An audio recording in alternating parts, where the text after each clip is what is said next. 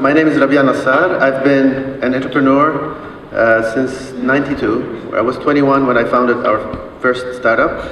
We started creating hardware solutions for industrial control back in Beirut, post-war Beirut, if we can call it like that. I've spent all my career in startups. Probably I've started up 8 companies so far. The group I have co-founded right now, it's called Element N. We started in 2002. We specialize in enterprise hardware, enterprise software. We have customers in the Middle East, Europe, and the United States. Our latest spin-off is called Scripter. If you would like to hear about it, I have a table in the back. So Scripter is an Internet of Things cloud platform. It enables enterprises that are launching a cloud Internet of Things products to launch their products faster and cheaper. We are funded from Lebanon, actually. So we operate in Lebanon and in the States. Since we created the company, our aim was to be innovative, to create high-tech and to create high-tech products, and to create high-tech jobs in Lebanon for engineers. We have created 50 jobs so far. We're funded from Lebanon by the Veritech Fund and the MEVP. And well, that's it. That's it in a nutshell. He has over 20 years of experience in enterprise solutions market. He held many positions at Cambridge Technology Group and Oracle, where he was Director of Product Management, responsible for releasing several CRM products. He then became Director of Consulting, where he worked with major Fortune 1000 accounts. He founded Fadel in 2003 and still leading it as CEO. Fadel is a provider of an industry-recognized intellectual property rights royalty management software for media, entertainment, publishing, and high-tech.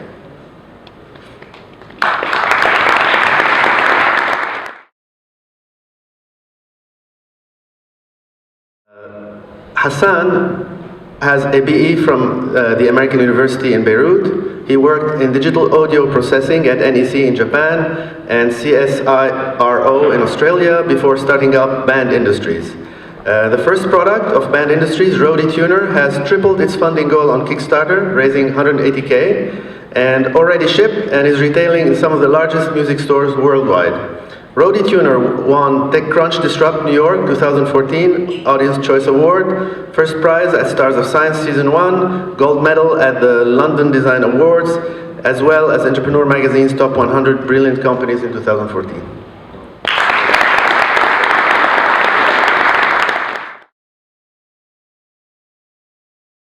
Jamil is an economist by education. He also holds an MBA. He studied in Lebanon and France. His interest in agriculture technology started after a collaboration with the United Nations on a study of the markets of Lebanon, Syria, and Egypt. He co-founded his current company, Green Studios, in 2009. Green Studios designs and implements green hydroponic. That's how? Yeah, vertical garden. All right. So green hydroponic walls and roof gardens adapted to hot weather. The technology is patented, and they won MIT Enterprise Forum competition for the Pan-Arab region. Also, Best Business of the Year. Jamil is an Endeavor High Impact entrepreneur. They are operating also in Egypt and have projects across the Middle East.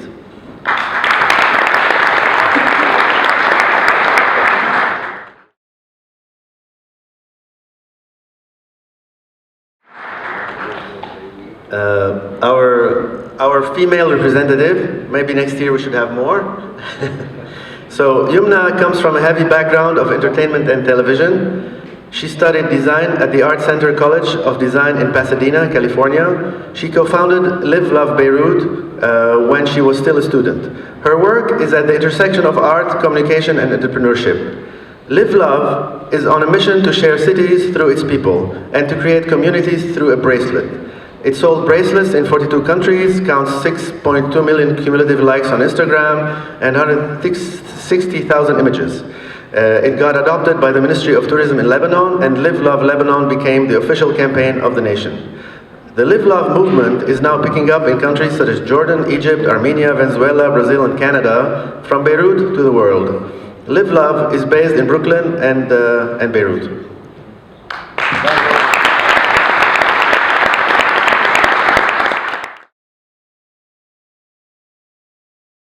Jonathan is a successful media and social entrepreneur with 16 years of experience in IT and media. He founded his first startup specialized in educational exchange through video conferencing at the age of 25. His company was showcased on CNN, Good Morning America, The Today Show, and in the New York Times, and grew to over 40 countries. His current startup, TTM, provides an online news and content marketplace for freelance journalists and international media outlets. The company's website was bootstrapped 2 days before the Egyptian revolution. TTM brings together media buyers and independent journalists, disrupting the traditional, costly, time-consuming business models that currently dominate the news production.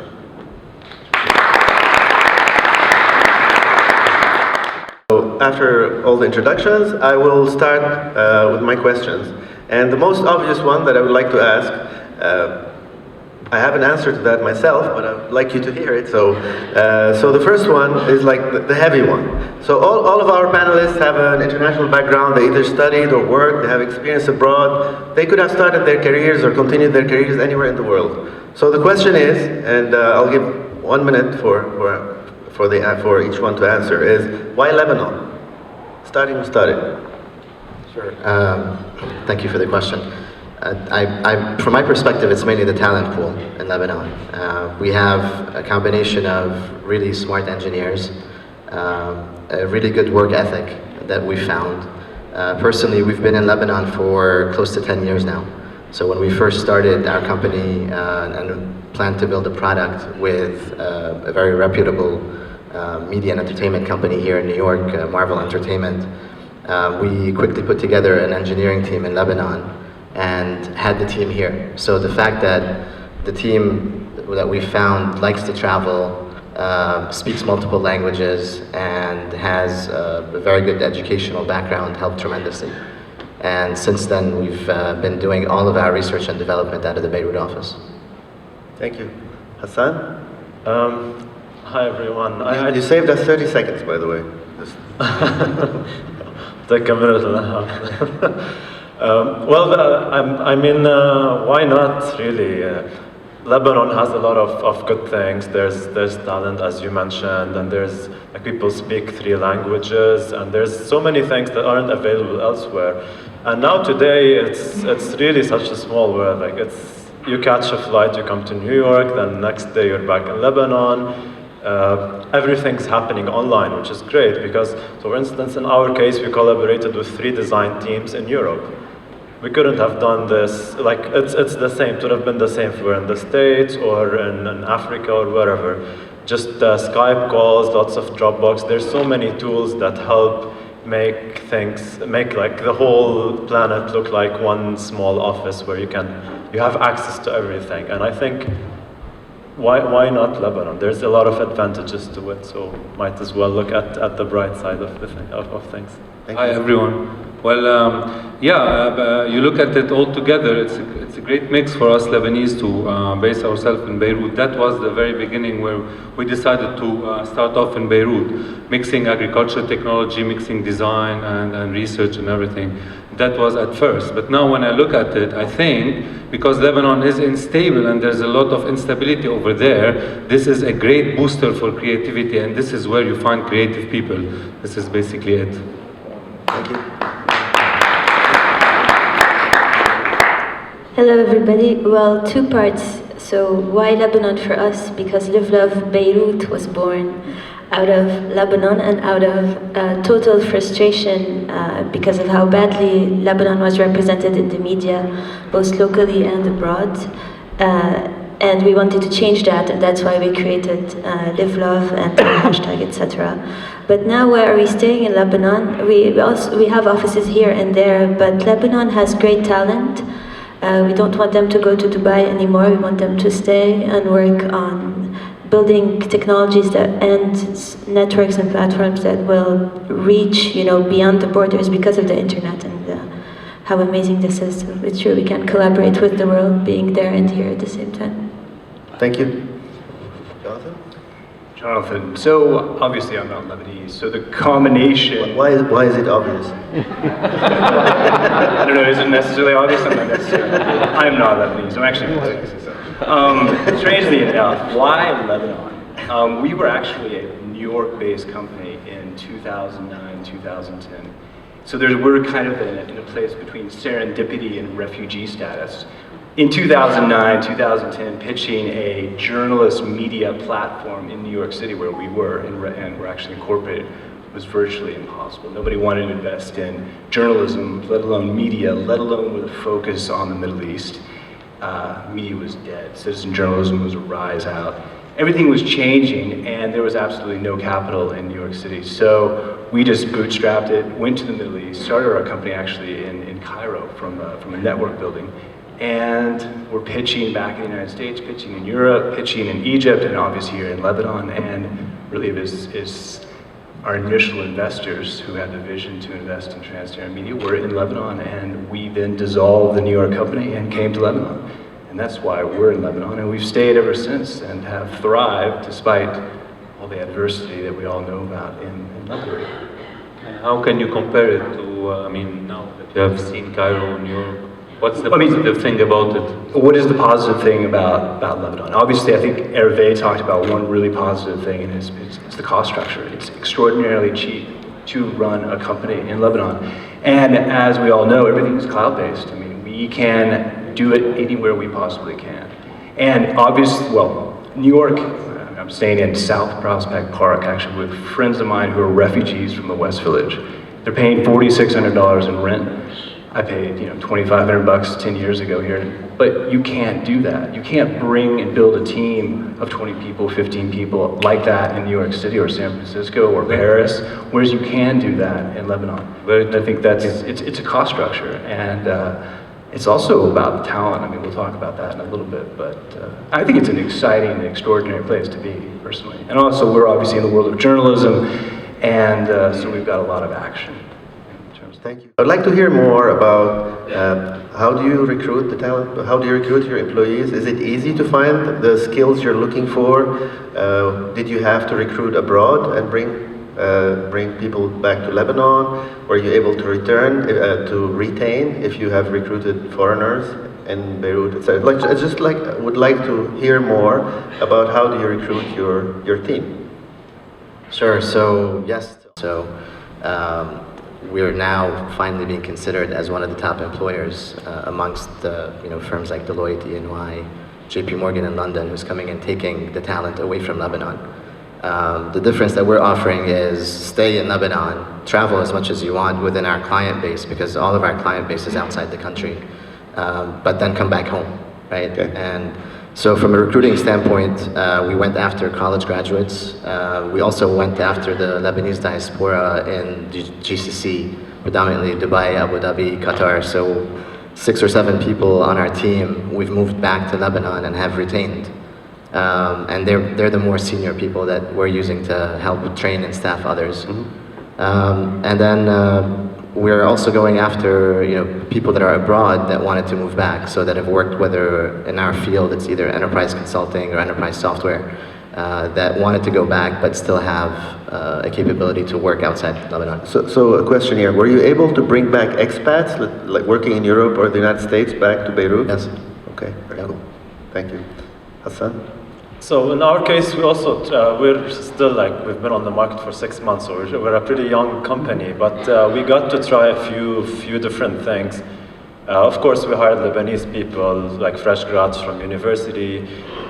We actually tried also outsourcing some of the things we didn't necessarily want to build capacity in the company for, front end stuff, really easy stuff if you want, and then stitch it together all inside the in-house. And then design, we outsourced a lot. We actually hired somebody from Egypt, but then realized the visa is a big issue. So that's something I still don't know. There's not enough knowledge to tell us how to apply for a foreigner. That's a topic I was hoping that would come up. So I still have no clue, okay, honestly, how visas work. It's okay for foreigners. And now, especially, there's a lot of Syrians. So just last week, I met 2 people really talented from Damascus hackerspace. They're perfect, very very good coders, and I would love to hire them.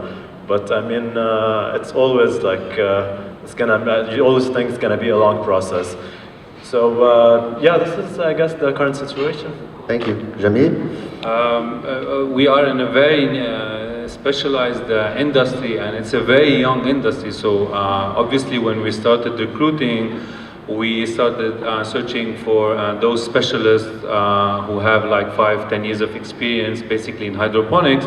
We found some Lebanese genius living in Italy who teaches at university there, and we convinced him to come, get a job at the American University of Beirut, and work with us for free for 9 months to develop our technology. And he actually did it because he's Lebanese. Yeah, so this is great, how much they love their country and they are willing to sacrifice everything.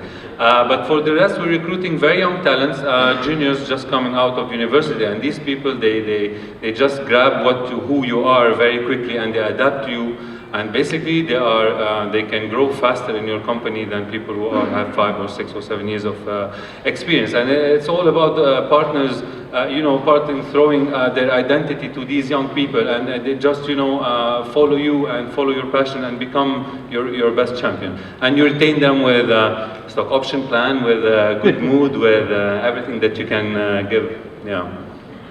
Thank you. Imran? Same thing as Jamil. We had a team of 22 people working for free, as we did, worked for free for Live Love for 2 years, and we have a Live Love network in every university. Live Love AUB has 7,000 followers, Live Love LAU, NGU, Live Love VSG, etc. So we have access to students directly, and we also have a Live Love network in every city, Live Love Byblos, Live Love Saida, Live Love Tir. So most of the time, they're reaching out to us with ideas and with dreams and with ambition for Live Love to take it from Beirut to the world. So it's really been an amazing pulse of passion that is coming to us from our follower base. Thank you.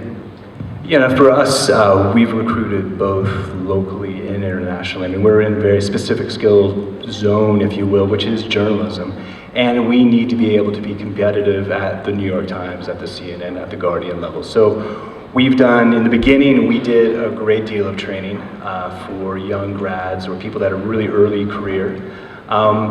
We've unfortunately had to, because of just the specific programmatic skills that were lacking in Lebanon, which was Ruby, and now we have our back-end Salesforce's Visual Force, so we can't actually find the programming talent in Lebanon to build, so we've had to outsource the entire development, whether it be the apps, platforms.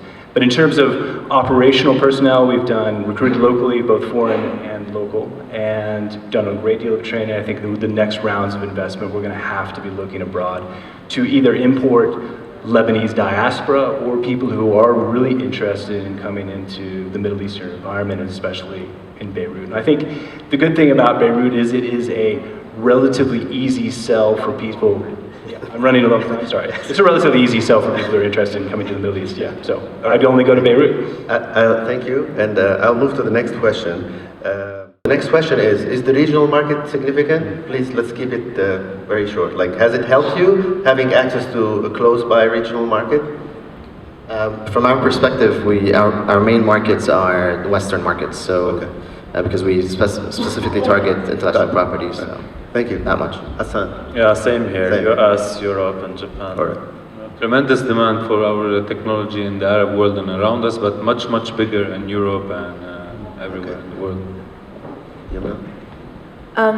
Beirut is too small of a market for us. We're definitely, larger in the Middle East and the United States and Europe. So your target is regional or global? Sorry? Your target is regional or global? Oh, it is global, definitely. Jonathan? 70% of our sales are European and American, very limited regional, Al Arabiya, Al Jazeera, but that's it. No local players. So conclusion, the regional market is not that important for all our panel. So next topic is, for a company to grow, you need investment. You need to invest money to make money. So I would like to hear about our panelists' experience with local investors and how easy was it? What are the challenges? Were you able to get what you wanted? All that, also very briefly. Sure. So we started in 2003. We actually were self-funded up until last year. You made a mistake. Having said that, we were surprised to actually find the VC market active in Lebanon, quite frankly. So the Circular 331 was just in the process of being announced and released. I think we were probably one of the very first few companies that had presence both in Lebanon and in the US that tapped into the Circular through MEVP. And I was quite surprised at the level of sophistication in the VCs that we actually started dealing with. I'm not sure, we only dealt with one. Now, because of our presence both in Lebanon and the US, our plan is to continue with our funding exercise, but have it be more US focused. Yeah, in our case, like before we got our product on the market, so when we were developing it after Kickstarter, investors still wanted to see how it's going to be received by the market, like reviews. Local Lebanese investors. Local Lebanese investors mainly. Yeah, now we're in the market, so a lot of the risk is So you found them more skeptical than international investors, or what? That's what you're trying to say? Yeah. So this year I was in the Valley also in January and February. I was able to raise like much more quickly in the Valley. Okay. But then when I came back to Lebanon, the circular was in place. I think things are looking much better in Lebanon now. Jamil?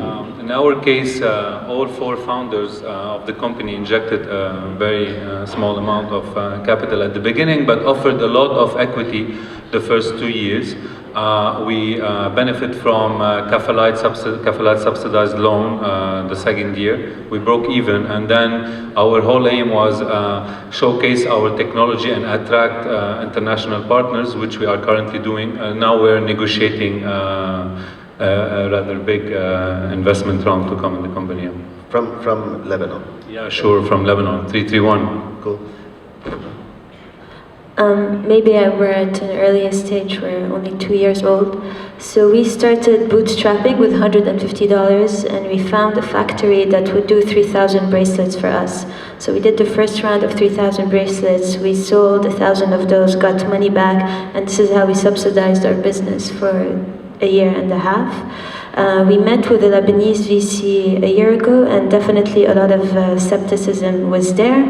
But when we were doing an exhibition in Los Angeles, the folks from Idea Lab, Bill Gross and Caltech, the California Institute of Technology, saw Live Love Beirut and are very moved by our story, and this is where we found our angel investors in the States, not in Beirut, which is surprising for Live Love Beirut, but this is what happened. For us, all of our investment has been generated locally in Lebanon. To date, we have not received any funds from the circular. The only problem that we've really had has been a closing or a timing question in terms of actually, I've got a commitment, and then the funds come months and months late as you're burning cash, which becomes a little bit difficult sometimes. Other than that, everything has been raised locally, and we've been very successful at that. Okay, thank you. So, I mean, as I understood from the majority, 331 is already having a major impact on the growth of the companies, as this is the ecosystem has changed tremendously a year ago until now, and everyone is excited. And 331, yes, will change, will offer all the opportunities startups need, for sure. It's going to take some time at the beginning, but it's going to be super fast. So I want to branch to another question that is also related to investment. Now, we have sizable funds now in Lebanon and the will to invest, and it started moving, and this being amazing.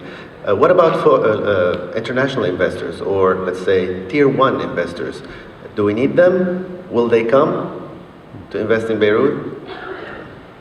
Great question, because we're actually in the middle of answering that question ourselves. Sorry to interrupt. You're talking to them as a U.S. company, not as a Lebanese company, or the Correct. opposite. Right. Okay. Correct. We're talking to them as a U.S. company with R&D being fully in Lebanon. And again, it's a market discussion, but do I think that we need them? I absolutely think that we need them for several reasons. One is access to markets. whether it's Europe, Asia, or the US. And two, really access to know-how and resources. So, the US VC model is a much more mature model. As we've seen that, there's US investment, whereas we couldn't get a Lebanese investment in particular. But then there's also a sophistication in an analysis of the business and understanding the wider scope of the market. To me, from my perspective, that's invaluable, irrespective of where your offices are, whether they're in Lebanon or in the US or anywhere else. Okay, thank you. Hassan? Yeah, in our case, our only investors. You've had a good let's say, experience raising in the Valley, as you said. Yeah, and so at the moment we have only one. Are you a U.S. company? I mean, you're incorporated where? We're in Delaware, yeah. You're okay, and your employees are. So yeah. So you're promoting it as R&D in Lebanon. Exactly. Yeah, we built all technology in Lebanon, like 100% of the technology, and in the US we do sales and marketing and cool. stuff like that. Jamil? Yeah, just wanted to mention, so our experience, because we're doing a hardware product, there's really no experience at all in hardware in Lebanon. Yeah. And the way we solve this is to go to China. Actually. That's not our question. Let's take this topic.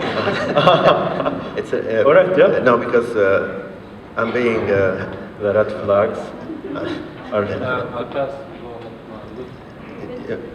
Jonathan? I mean, today we haven't attracted international investment. We've certainly spoken to a lot of people. I think there is a branding problem associated with Lebanon for a lot of people in the VC community, especially in Silicon Valley. I mean, we're a Lebanese company, so it's been a bit of a difficult conversation in terms of attracting investment for us, specifically. Thank you. I think two more questions and we'll leave, okay? I think you just should touch on this topic. I know we're getting prodded off the stage. We'll but have QA after this. Okay, I just want to comment on one thing, which I think for everyone here, it's important to note that it's almost impossible with dealing with Western VCs to only be established in Lebanon and still get the attraction and the desire of the VCs to invest because of mainly the geopolitical risk. Right. So something needs to be done about, through this circular, actually pushing the technology companies in Lebanon to also be incorporated elsewhere. And because of the lack of IP laws also in Lebanon, there's a big concern about IP protection that Lebanon doesn't have. Right. Thank you. So before the last question is about entrepreneurship support organizations. So the ones in Lebanon, the international ones like Endeavor that are international and go to Lebanon to support entrepreneurship in Lebanon. LebNet, so the association of Lebanese working in Silicon Valley, has it broad support? Do you look forward to organizations like that to help? Comments. So I've officially joined the LebNet community about a year ago, actually, and we found it to be particularly helpful for us as a company. LebNet, in particular, for people who don't know what it is a group of technology executives, Lebanese technology executives, that have come together over the last decade and are trying to help Lebanese entrepreneurs expand in the Silicon Valley area. Very top-notch C-level executives, CEOs, COOs, executive VPs, etc. So when I met with the group a year ago, we actually had one of the founding members of LebNet join our board of directors recently, Abdul Kadifa. Just to give you an example, for instance, he brings plenty of years of experience working at Oracle and IBM, started his company, sold it, worked with a venture capital firm in Silicon Valley, and then more recently was running HP's $5 billion software vertical. So we got him on our board through LebNet, and the amount of traction that's helping us with our next raise with US VCs and experience running the company has just been tremendous. Fantastic, thank you. So. Yeah, I always second you with with regards to LebNet. We also had a lot of very good mentorship from LebNet and TechWadi. So TechWadi is similar, and it's mainly for like entrepreneurs from the Arab world living in the valley as well. Thank you. That's ours. Jamil? In our case, we're a member of LebNet and we're communicating with them a lot, and we're getting a lot of support relatively to us not being 100% present in the US. However, the big change for us was Endeavor. I think most of you have heard of Endeavor. It's an NGO based in New York, and they support entrepreneurs with high impact all over the world. And they completely changed our perspective and our team's perspective on how to think big, how to organize ourselves, how to tackle big problems. And they've been the biggest drive for our growth. Yeah. Yumna? Our best mentors have definitely been people in the tech industry in the US, because I've been living here all along while doing Live Love Beirut. And in Lebanon, we've had a lot of support from, because we work with media, so from advertising agencies. Thank you. Jonathan? No experience with LoveNet. Brief experience with Endeavor last summer, mostly in communication, pitching, just kind of a general strategic thinking associated with the company. But beyond that, no real support. Okay, thank you.